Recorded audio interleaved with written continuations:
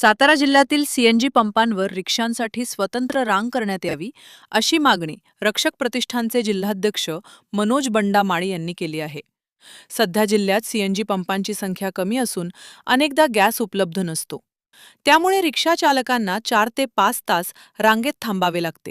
याचा थेट परिणाम त्यांच्या व्यवसायावर आणि कुटुंबाच्या उदरनिर्वाहावर होत आहे.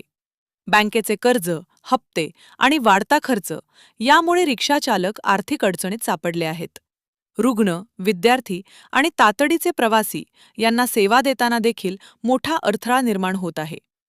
त्यामुळे सातारा जिल्ह्यातील सर्व सीएनजी पंपांवर रिक्षांसाठी स्वतंत्र रांग करण्याची मागणी करण्यात आली आहे. अन्यथा तीव्र आंदोलनाचा इशाराही देण्यात आला आहे. जय शिवराय. आज आपण आलेलो आहे जिल्हा पुरवठा अधिकारी माननीय वैष्णवराज मॅडम यांच्याकडे. एक गंभीर विषय जो आता नाही, गेल्या महिन्यापासून असं कित्येक वर्ष झाला सीएनजी पंप आहे, त्या पंपावरती रिक्षावाल्यांना सेपरेट लाईन मिळत नाहीये. सीएनजी एक तर कमी प्रमाणात असतोय. 4 व्हीलर गाड्यांच्या लाईनमध्ये गेलं तर 4 ते 5 तास थांबायला लागतं रिक्षावाल्यांना.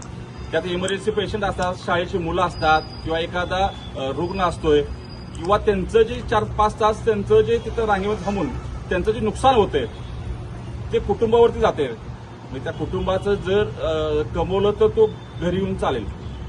त्या संदर्भातलं एक निवेदन आपण माननीय मॅडमला दिलेलं आहे. त्याच्यावरती मॅडमनेही सकारात्मक भूमिका करून त्या सगळ्या पंपवाल्यांना जे सातारा शहरातल्या आसपासचे आहेत, हा जिल्ह्याचा प्रश्न आहे, सातारा शहरातल्या आसपासचे जे काय आम्ही दिलेलं याच्यामध्ये त्या सगळ्यांना ते नोटिसा काढतील व पंपवाल्यांना सतत इन्स्ट्रक्शन देतील की रिक्षावाल्यांना एक सेपरेट लाईन करून द्या, जेणेकरून ते येतील, सीएनजी भरतील आणि जातील. त्यांचा कुठल्याही तुमचा कुटुंब परिणाम होणार नाहीये, कुठल्या रिक्षावाल्यांचा शाळेच्या ह्याच्यावरती परिणाम होणार नाहीये किंवा रुग्णाला त्याचा त्रास भोगावा लागणार नाही.